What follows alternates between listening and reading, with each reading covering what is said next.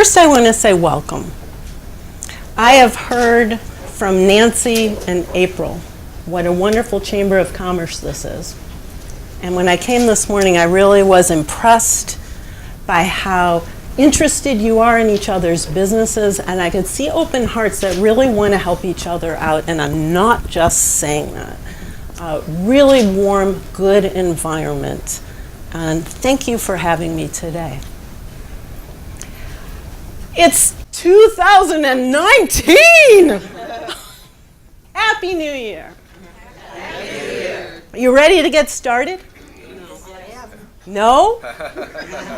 Well, do you feel like you're at a starting gate? Can you imagine being at a starting gate with a mission, a purpose, a goal, and a strategic action plan?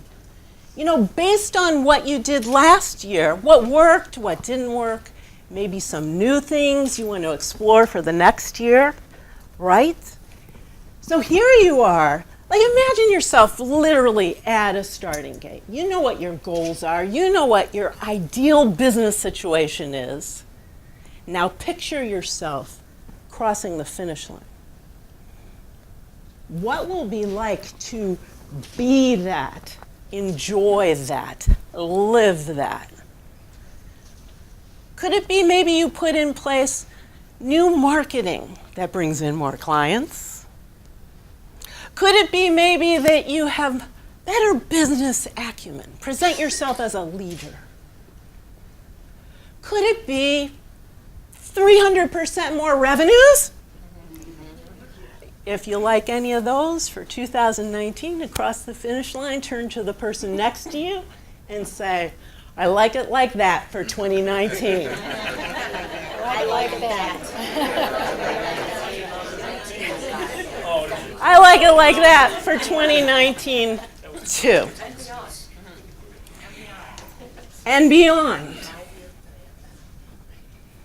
So now, imagine you're starting your day. You come to your desk. In that day, how far do you make it towards that finish line? So is this you? You get to your desk, a plan in order. You have your priorities, prioritize, and focus on your goal. Distractions, interruptions, you know how to derail them. Emails, text messages, you'll deal with that later. You have time carved out for your clients, even expecting their interruptions.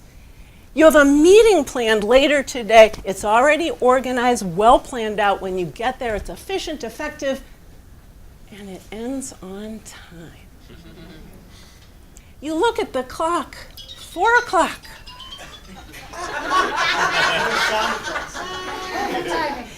And you're like, you know, this is the time of day that I always check in with myself. And my alarm says it's 4 o'clock. And you know what? Today, man, I was bursting with productivity. I got so much done. I feel really good because I see I'm on that track. I'm progressing to that goal. All those things I want in 2019, I could taste them. They're going to happen. Is that you? Or do you start your day looking at your goal? You sit down at your desk is a mess. 20 minutes later, it's half a mess.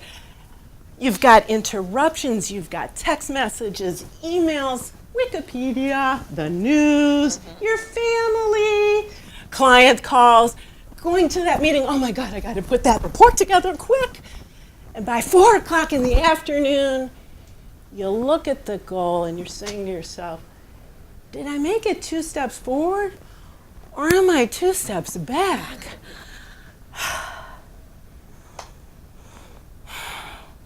Well, whichever place you're in or somewhere in the middle, don't worry. I mean, maybe you should worry. Because actually, for the first time in history, there are more distractions and interruptions than ever. And our brains weren't necessarily made to handle them. But you're here today for a good reason, because today you're going to learn how to manage some, just a couple of things that are going to help you get more done in less time with less stress. If you like that, turn to somebody else at your table and say, I like that for 2019.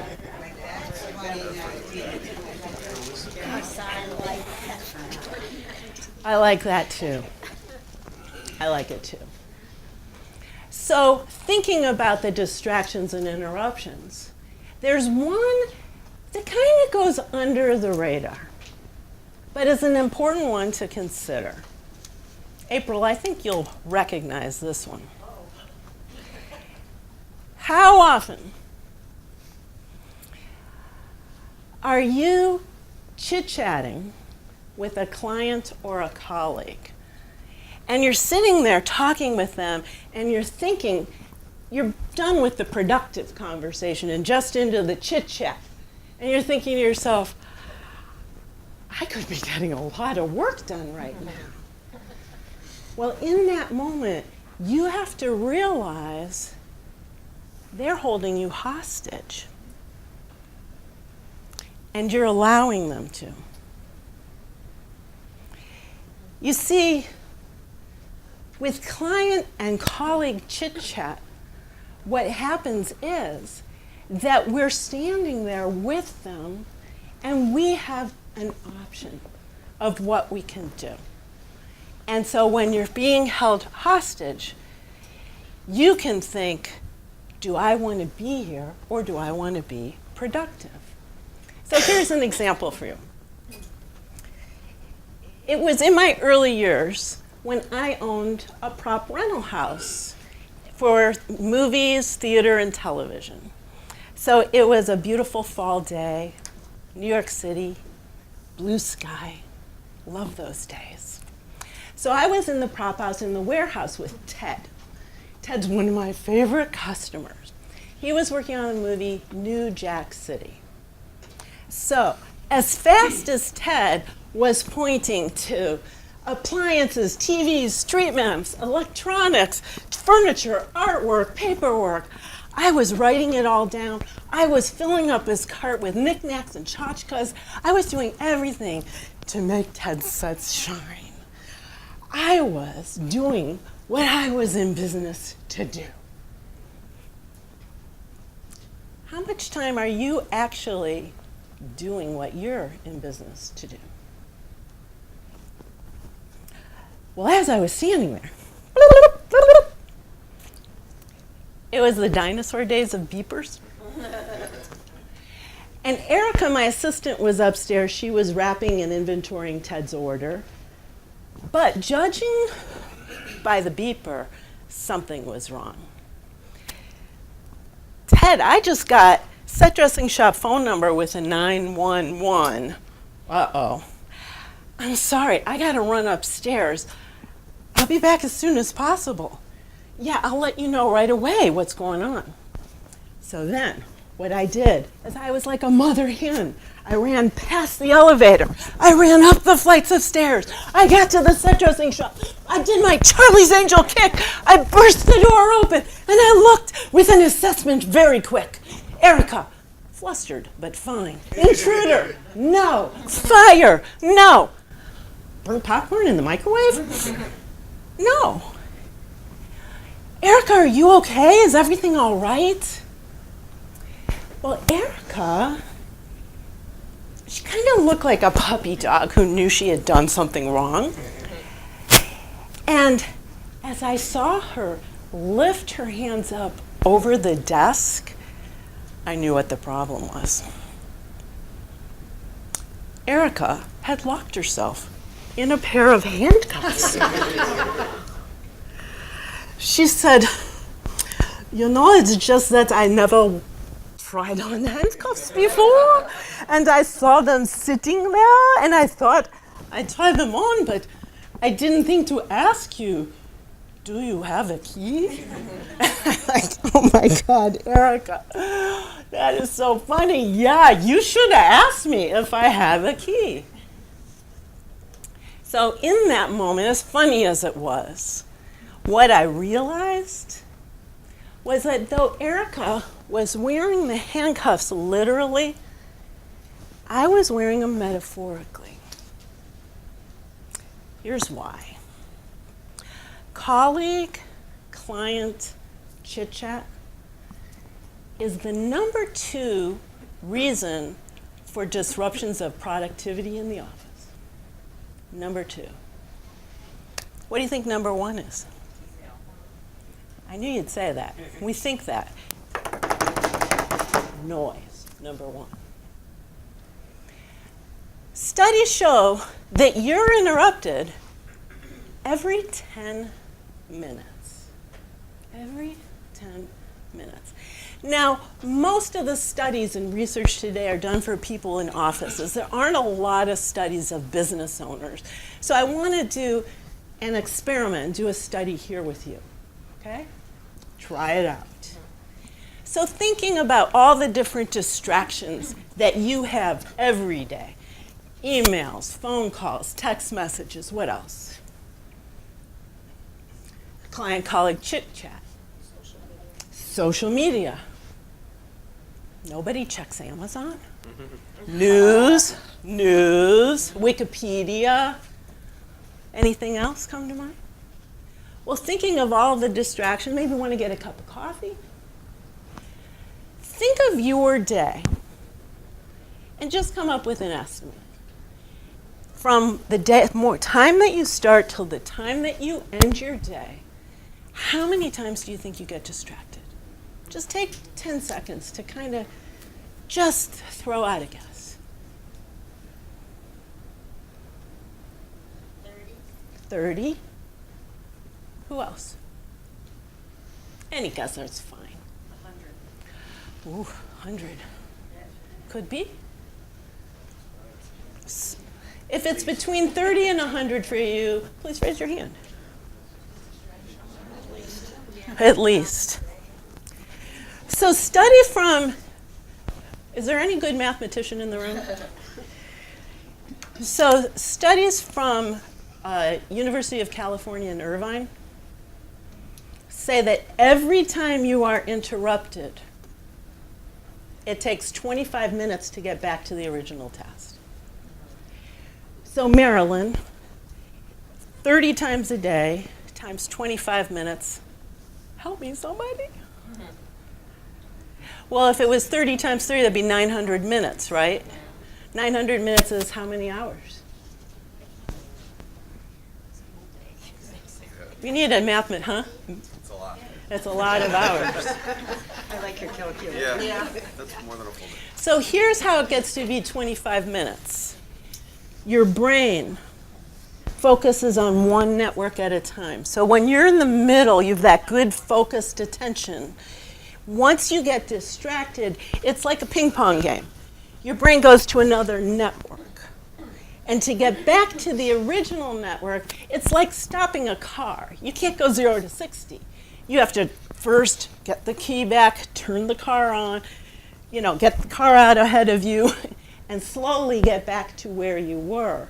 And studies show that if you weren't distracted into another thing, it actually takes about 23 minutes and 15 seconds to actually get to the level of focus, the quality of work when you're in the zone as where you were before.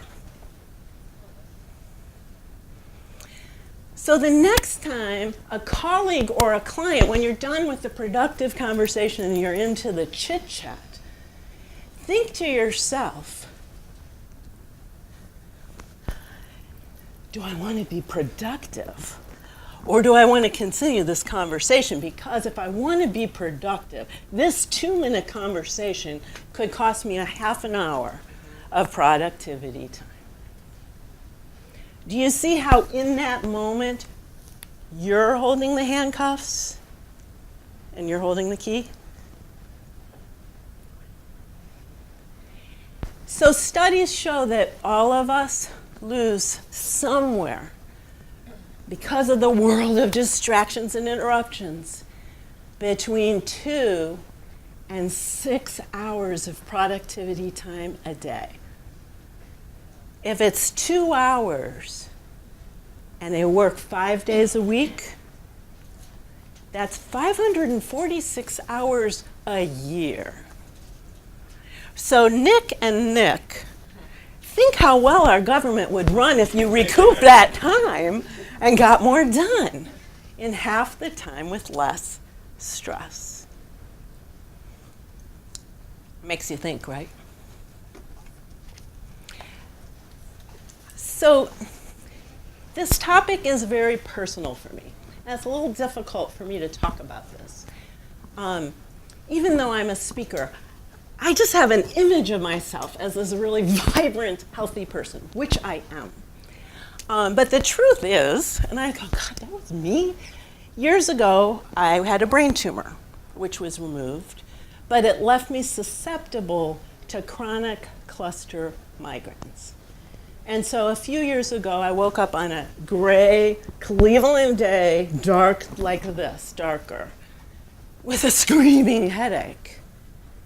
And took the medicine, the aspirin, and the next day it was there, and the next day it was there, and the next month it was there, and the next months later it was there. For about 2 years, more days than not, the headache was still there. So at the time, I had 2 businesses to run. My 92-year-old mother, where's Steve? My 92-year-old mother, whose life depended on me, and my family to care for 4 very important things. And on some days I woke up fine and I was productive. But on many days, I was in bed with the covers over my head, disabled, unable to do anything. And so I had to find ways in those slivers of time of productivity to be able to get more done and be really efficient, or I was going to have to go on disability. And so I turned to productivity experts and neuroscience experts like Tim Ferriss, Dr. Joe Dispenza, and I started taking in what they had to teach. And step by step, I was like, man, this stuff is game-changing. And I was able to get more and more done, and I continued. Now I definitely get at least twice as much done as I ever did in half the time with so much less stress. I'm not special. This is available to everybody. We have new information because of MRIs and EEG machines, only like 20, 25 years old, that human beings can look. I need some water.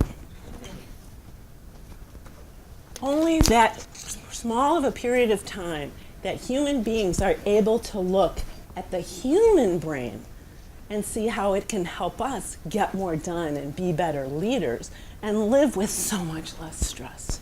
Though the times are stressful, we don't have to be as stressful. We really don't. So today, now we get to talk about the brain. The brain. So I know one person in this room that has trouble focusing. I won't mention their name.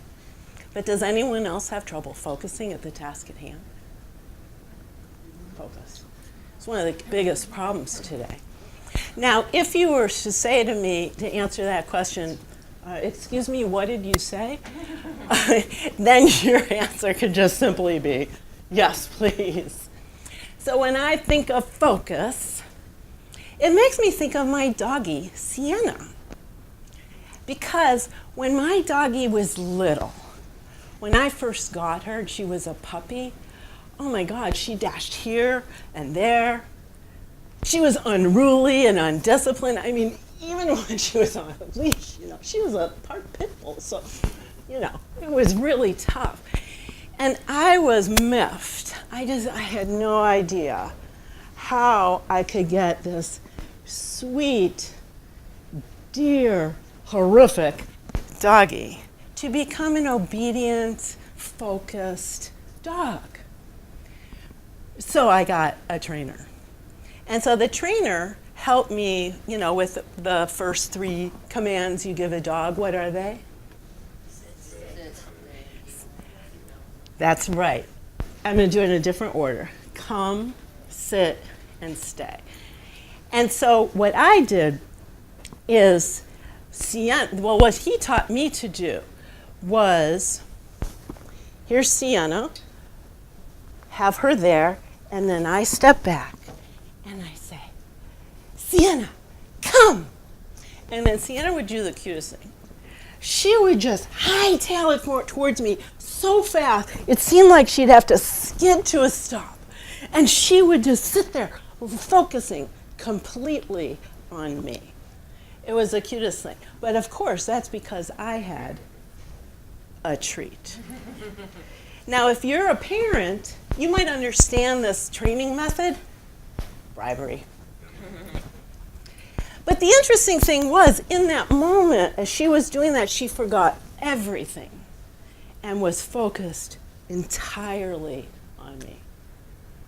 So if you have problems focusing, because your mind dashes here and there and everywhere when you need it to focus, you're going to learn one of the 3 productivity tips together based on training dogs. This one is on the command to come. So when your mind is all over the place and you want it to come, for instance, you start your day, you sit at your desk, and you're just tempted to go off and stray to check that Facebook page just for a minute. This is the same thing, we call it the digital squirrel. Or we call it, wanting to go off and sniff the fire hydrant. I mean, it really is the same thing. But just like Sienna loves rewards, your brain loves rewards. And so what happens is, if you're to sit there at your desk and say, oh, could I do Facebook? And say, no. I have a report to write, or proposal, article, whatever. I have a new law to put in order. What I'm going to do is I'm going to work on that, focus on that for 45 minutes. And then in 45 minutes, I can go to my feel-good Facebook page and like all I want. So you know what happens? You get a hit of the feel-good neurotransmitter called dopamine. And dopamine feels good. Take a bite of one of April's cookies, you'll get that hit of dopamine. Feels really good. What's really cool about dopamine, which we've learned from these studies, is that when you make that plan and you have that anticipation of a reward, you get an even bigger hit of dopamine. So right off the bat, you're getting that feel-good dopamine. What it does besides make you feel good is it helps you focus, it gives you better concentration and drive, and it lays the groundwork for you to get more done. So it's really, and all you have to do is tell yourself, what reward can I give myself if I have work to get done between here and here? My favorite reward I give myself, Starbucks. I say, if you do this, when we go out later, I'll get you Starbucks. And man, I get going. So, your brain has many ways that it can help you be better at your business, better at your life. It can help you get more done in less time with less stress. What are a couple things you learned from this morning so far that you're going to put into action going forward? Penny. I'd say probably, even though you have outside influences on distractions, you're responsible for how you move forward with them. Often they're self-inflicted. So what's one thing you'll do to help keep the focus? And I tend to be, I can multitask because if I focus only on one thing, I lose interest. If I can do 2 or 3 things at one time, then I get more things done, so. So you focus on multitask. Does that give you that dopamine reward? Yes.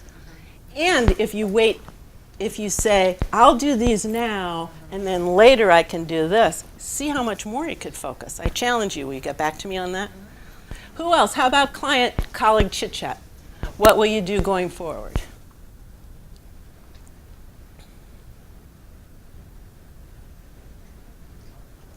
Marilyn. I find that if I talk with them after I've made a sale or during the sale, they feel comfortable with me and want to continue to buy from me. Yeah. If I'm not too, oh, thank you for the sale, goodbye. Yes. And I take interest in what they're doing. Yes. But I sometimes will have to say, I've got to finish up something Yeah. and I'll get back with you. That's exactly right.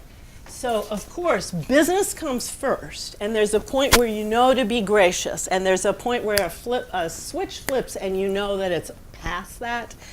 And at that point, you want to put up the do not disturb. And it says please. And that's with savor lines. So a savor line is, it's been so wonderful being with you here. I'd love to be with you longer. I have a deadline to meet today, so I need to go right now. Another savor line is, I'm loving this conversation. Can we meet next week for lunch? I have an appointment to make, but I need to go now. And another savor line is this. If you're in your office, sometimes I don't even plug the headphones in. I just, oh yeah. Because people may see the do not disturb sign, but you can't open the door to them.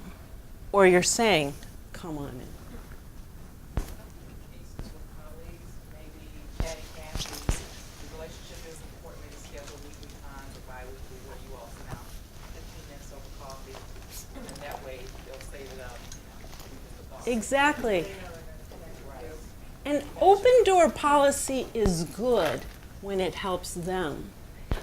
But the balance of also having a closed door policy when you need distraction-free time to think and focus is also healthy for you and your business.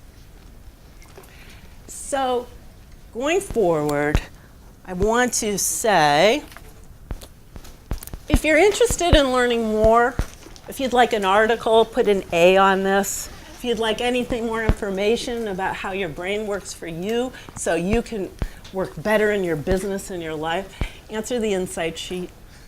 I'm coming out with my new website very soon, so testimonials are welcome. If you'd like to give me a testimonial I can use, you can put it on the back.